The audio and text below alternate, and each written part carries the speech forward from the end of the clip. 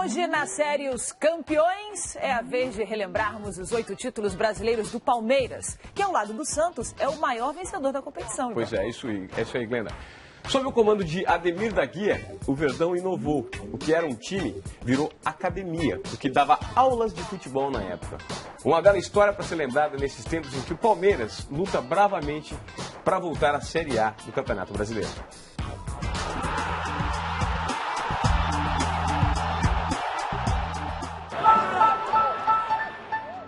A gente chora, ri, né, no mesmo tempo. E é uma maravilha a gente ver o nosso time de coração, igual tem um Palmeiras no meu coração, na minha vida. Até me emociona.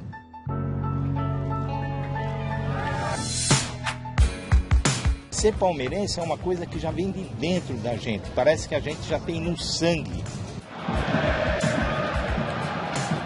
Não tem descrição, você tem que ser palmeirense para saber o que é ser palmeirense.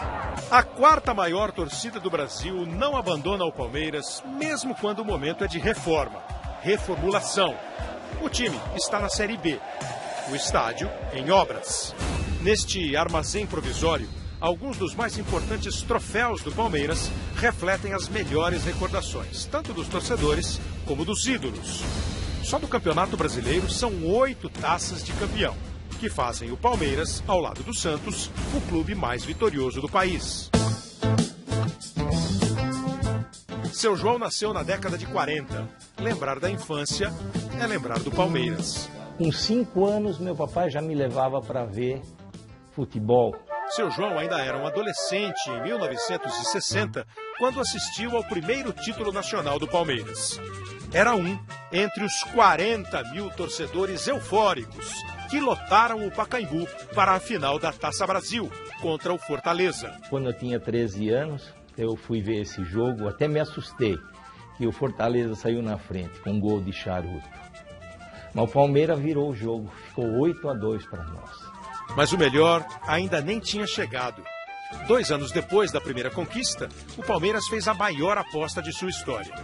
Contratou Ademir da Guia, filho de Domingos da Guia, o divino mestre. A genialidade que estava no sangue fez com que Ademir, em pouco tempo, também fosse batizado divino.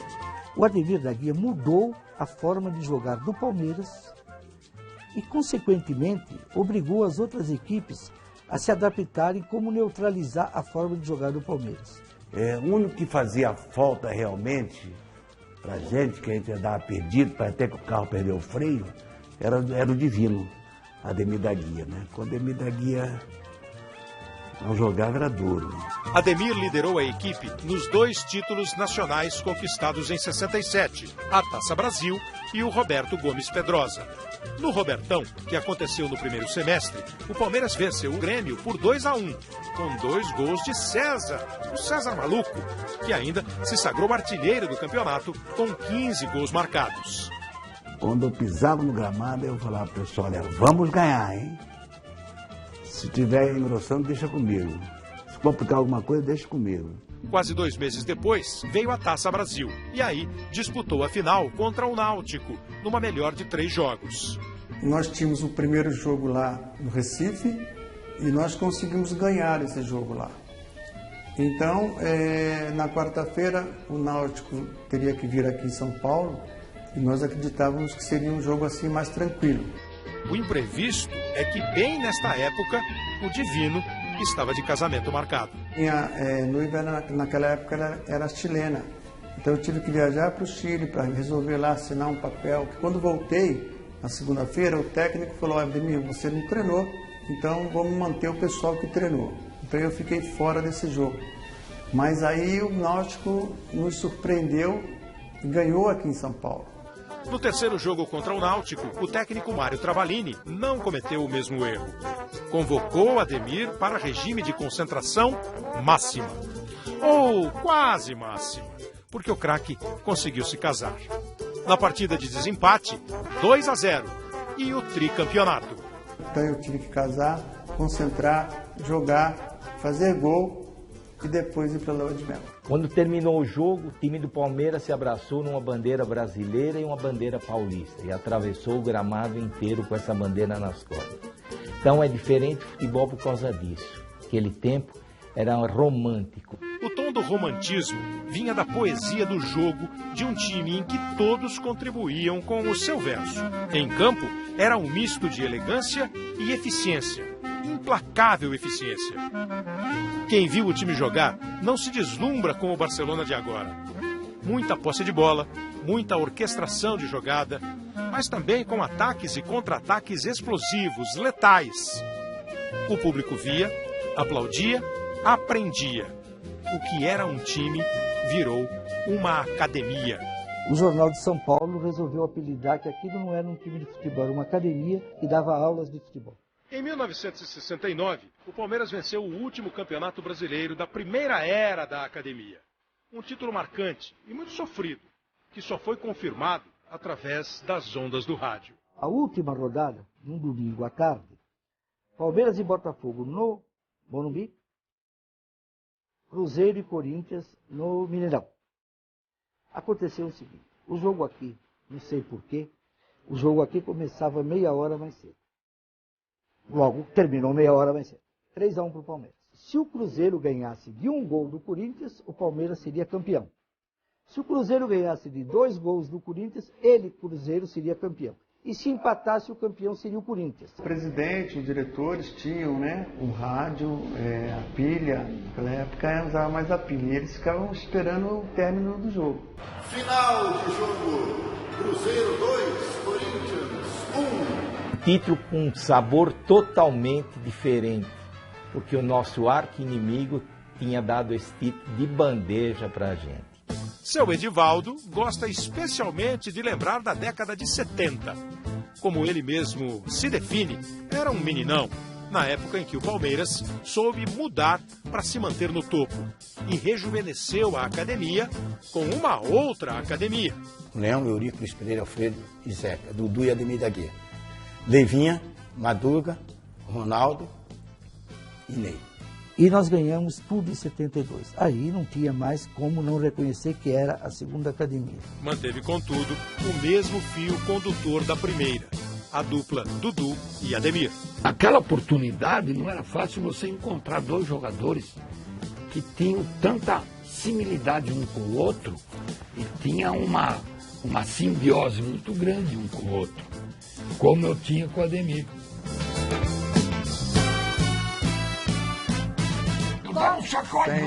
Sempre brigou comigo, ele era terrível, mas eu também ajudava ele. Quando ele começava a querer bater no juiz, eu segurava ele. Lá, não, Dudu, calma. Aí, na nossa época, não tinha amarelo. Então, você levava o vermelho direto. Dudu era técnico, ótimo marcador, bom no corpo a corpo e na marcação por zona. Ademir da Guia era um craque. Não apenas clássico, um craque. Um Zidane melhorado. Eu, quando de rabo de olho, que a bola vinha chegando em mim, eu já, vendo a cabeça branca dele, eu já tocava de qualquer jeito para ele. Eu sabia porque a bola, do jeito que ela chegava, ele dominava ela. Ele matava, punha no chão, e é onde a gente ali saía jogadas boas, saía tranquilamente dali do sistema de defesa para frente. Essa equipe fez uma bela campanha no Brasileiro de 72. A final foi disputada contra o Botafogo de Jairzinho no Morumbi. E o Palmeiras chegou ao 5º título, academicamente, jogando com a letra do regulamento. E o 0-0 nos dava o título, porque nós tínhamos feito a melhor campanha durante o ano todo. Mas o Botafogo também tinha uma grande equipe. Então chegou um momento que nós entendemos que era importante a gente manter o resultado. O jogo terminou empatado 0-0. Merecia terminar assim 2-2, 3-3. Eu entrei no campo e peguei na mão dos jogadores, abraçamos jogadores na época, entendeu? Então foi um negócio muito gostoso.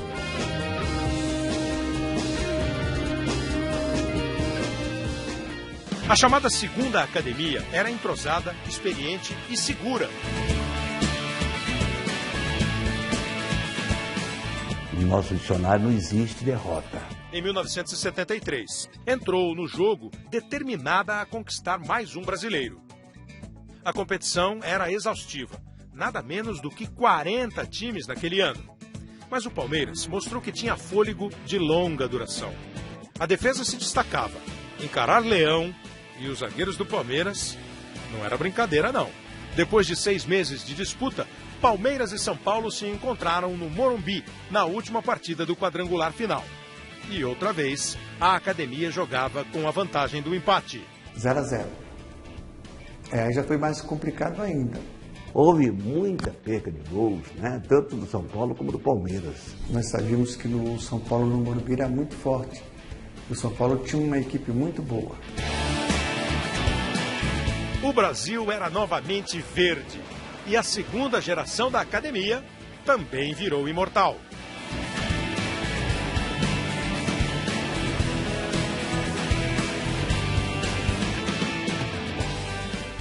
Durante os 20 anos que seguiram, o Palmeiras procurou o título nacional. Chegou perto em 78, quando perdeu para o Guarani. Para voltar a vencer, implantou uma nova filosofia, que virou o modelo para o futebol brasileiro.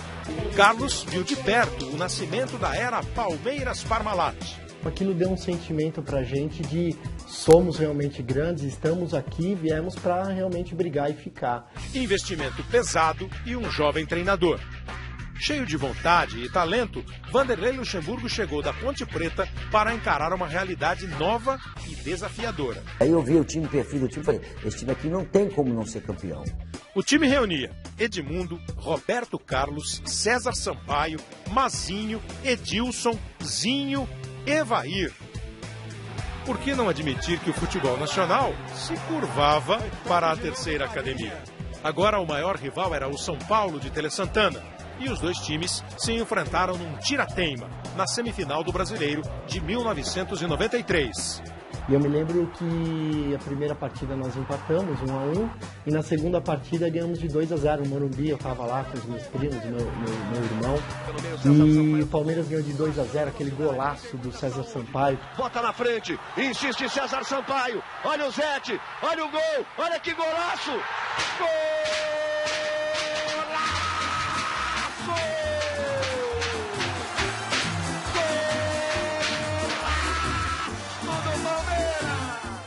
Eram muitos craques, e não cabiam todos.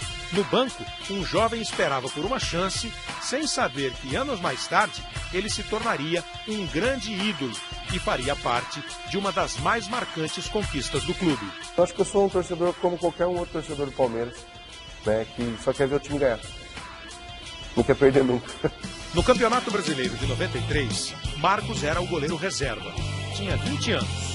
E tenho vontade de um dia atuar nessa equipe, né, que é o meu sonho, de verdade. O titular era Sérgio. Jamais eu imaginava estar ali naquele momento. Aí foi emprestando um para um lado, um para o outro. Aí machucou um, machucou o outro, e eu acabei sobrando isso para mim, né? Então, para mim, foi uma lembrança maravilhosa, mesmo não ter jogado assim. Quando você está no banco de reserva, você faz parte do grupo, é como se você estivesse ali, né? E foi uma coisa assim que jamais vou esquecer. Depois de bater o São Paulo na semifinal, com o momento brilhante de César Sampaio, o Palmeiras tinha pela frente o Vitória. O primeiro jogo foi na Bahia. Bahia de Todos os Santos e superstições. E eu lembro que a gente entrou no campo para fazer o aquecimento, assim, aí o pessoal, não sei se de verdade ou se folclórico, o cara entrou com uma panelinha de farinha e jogou no pé do Sérgio, assim, dizendo que era macumba. O Sérgio ficou num desespero desgraçado de agora eu tô macumbado, o que eu vou fazer, né? Eu falei, isso aí não pega nada não, você ora que dá tudo certo. Nem toda a energia da Bahia foi capaz de parar o Palmeiras. A força do time ficou clara. O time era muito bom, só que nós conseguimos uma vitória muito interessante lá, que foi ganhar lá de 1-0. Aí obrigou o Vitória aqui a ter que mudar o jeito de jogar, né? Eu tinha que buscar um pouco mais. Com a vantagem conquistada em Salvador, o segundo jogo foi uma festa. 90 mil palmeirenses. E claro, o Carlos estava lá. E logo no começo o Evair já fez um gol e aí a festa já começou. Cruzamento, olha o gol!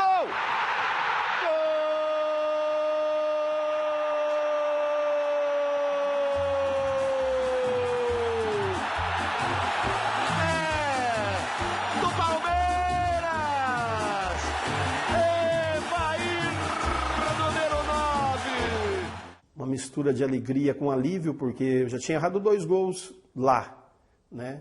E eu tinha prometido ao Sérgio que aquele dia ia ter. A bola enfiada, alô, Nivaldo para Edmundo, recolheu, driblou, pintou o segundo, ali, tocou pro gol e... Que gol! Palmeiras! Edmundo animado!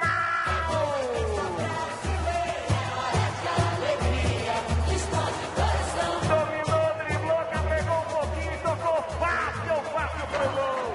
O Edmundo concluiu, o primeiro tempo a gente já saiu de lá com a sensação que íamos ser campeões e de fato fechamos ali aquele ano bem e fomos campeões. Transformando a lealdade em patrão, sabe sempre levar e se demonstrar, ele vai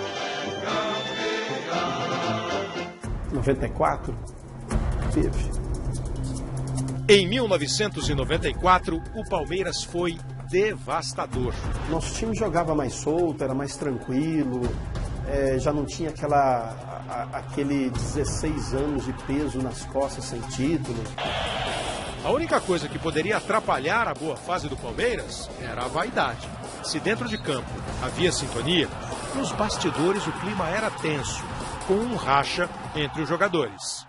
A discussão tinha muita. Várias vezes eu briguei com o Edmundo, eu acho que tinha até um ringue lá dentro do vestiário. Era duro de administrar. Muitos jogadores, estrelas, uns acostumados a ganhar, outros não. Como a gente sempre fala, né? Você não está ali no campo para fazer amigos, você está ali para ganhar título e você é pago para isso, né? Cada dia dois se enfrentavam lá dentro. Tive que afastar Edmundo, tive que afastar outro, tive que brigar com um, brigar com outro. Tinha muita gente que não se falava, muita gente que não se bicava, mas dentro do campo todo mundo falava a mesma língua, né? Então era complicado você administrar o vestiário. Tinha que ser duro mesmo. E as pessoas, foi quando eu ganhei, fiquei com essa... Até hoje eu carrego o rótulo de prepotente, de uma série de coisas, porque se eu não fosse duro e passasse a imprensa me pegando pesado, eu era muito jovem, e tomando decisões importantes, porque eu tinha que tomar, ou eu não ia seguir minha carreira. E em 94, chegou mais uma estrela, Rivaldo, do Corinthians para o Palmeiras. Eu não torço para time nenhum aqui em São Paulo. Acho que pelo time que eu torço é o time do Santa Cruz, lá de Pernambuco. E aqui eu acho que eu defendo as camisas do time que eu sou contratado, né? Eu defendi a camisa do Corinthians, honrei a camisa do Corinthians e espero honrar a camisa do Palmeiras também. E o Rivaldo ainda não era aquele mega super jogador que começou realmente a se destacar lá. E a gente duvidava um pouco ainda. Da força do conjunto, ninguém era louco de desconfiar. Na final, contra o arquirrival Corinthians, de Marcelinho e Viola, o Palmeiras entrou em campo como favorito. Nós sabíamos que tínhamos condições de ganhar do Corinthians quando nós chegamos na final. Sabia que o nosso time era um time melhor do que o Corinthians naquele momento. Rivaldo estava tinindo. No primeiro jogo foram 2 gols, diante do ex-clube. Bobeou, perdeu, agora complicou de vez. Rivaldo tem a chance, bateu! Gol!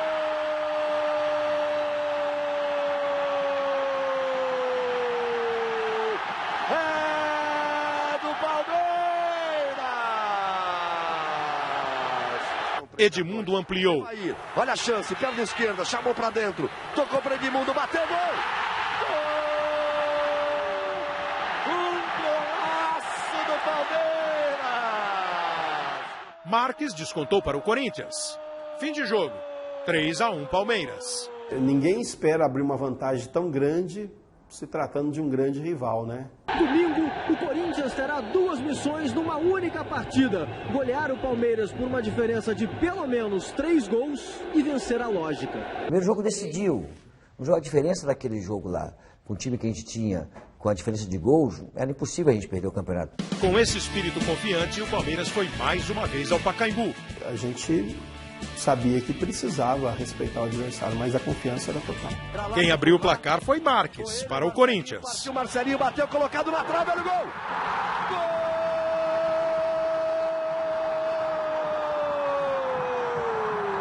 Jogo quente, quentíssimo. 3 expulsões, 2 corintianas, 1 palmeirense. E quem decidiu o jogo? Mais uma vez, Rivaldo. 1-1. Olha o gol do Palmeiras, olha o gol do título, Edmundo, olha o gol, Rivaldo! Gol!